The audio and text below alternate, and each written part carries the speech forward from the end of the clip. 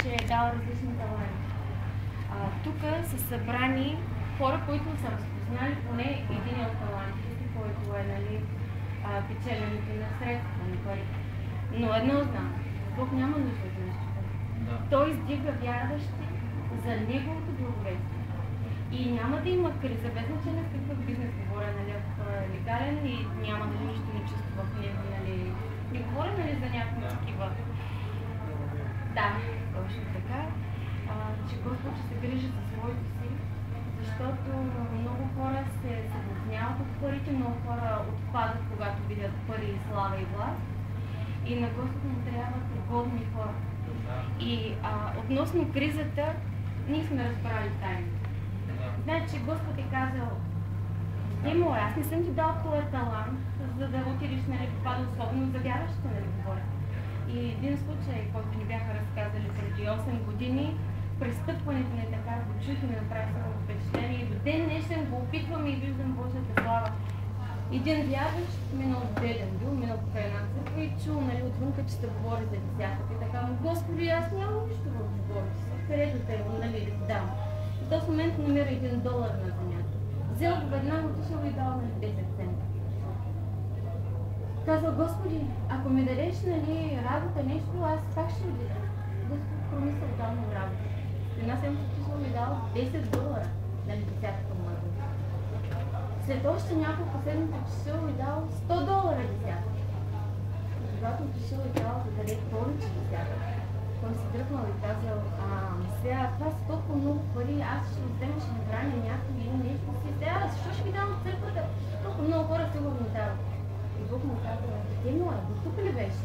Ще те върна тогава до $100, където ти е свободно сърцето да даваш и няма да те преблагословя, както е моята воля, защото ти с това нещо ще влезеш в хваля, аз нямам това за цел. Ако искате вашите бизнеси да се разрастват, сей. И не само в десятъка. Значи десятъка е задължение. Благословенията идват в даренията, и в приносите, и в милостините. Там е тайната на нашия талант. До десятъка, когато стигнем само до десятъка, ние даваме това, което сме длъжни да дадем. И ако не го дадем, вижте света и вижте другите вярващи в църквите си, дори да не са бизнесмени, ако не си дават десятъка, все нещо се случва. Или нещо ще се повреди, или ще разболеят, или нещо ще се случи, я кола, я, нали, някаква домакинска техника. Господ взема своето си. Що да не бъде, нали, благословени, вместо проклятие. И че ги вземат, че и повече толкова, нали, трябва. Заради това бъдете благословени всичките. Нашия бизнес, това, което, нали, той разказа, ние бяхме и толкова бедни, много бедни бяхме.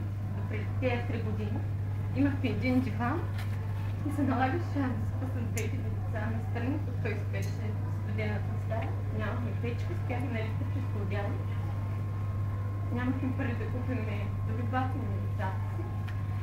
И никога не умря вярата в Бога, че ние не сме чакали богатство. Даже не сме си и предполагали какво ще стане, но знаехме, че Господ е верен и той има нещо, да. Ние дори бяхме съгласни за насъщния свят. Но точно когато ние паднахме, никога през живота си не помня да сме изроптали, както сме познали Бога. И бяха ни спрели тока. Аз ходих в 18 км е Велики Преслав от Шумен. Аз ходих с микробус, който молих да не ми вземе от пари, за да мога да ходя, нали, на работа. Защото нямах как да платя, да не взема заплата. Имах пари само за една закуска и виждах жените да са болети, но съм молих: дай ми 30 стотинки повече, защото аз дам цялата заплата, нали, която вземах. Да си купя и аз закуска. Няма, но и аз ми е добре.